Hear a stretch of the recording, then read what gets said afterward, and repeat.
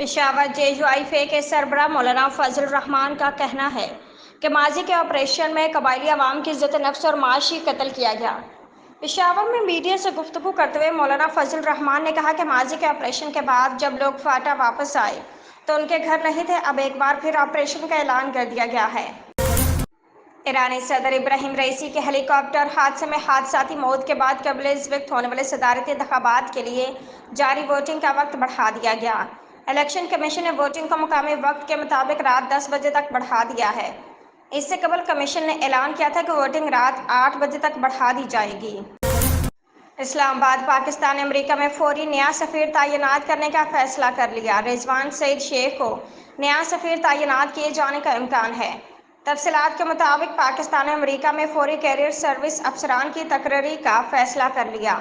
سفارتی ذرائع نے بتایا کہ واشنگٹن DC اور نیو یارک میں کیریئر سروس افسران کی تقرری کرے گا۔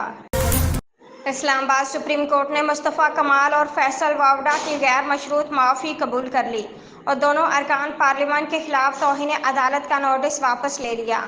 تفصیلات کے مطابق سپریم کورٹ میں سینیٹر فیصل واوڈا اور مصطفیٰ کمال کے خلاف توہین عدالت کیس کی سماعت ہوئی۔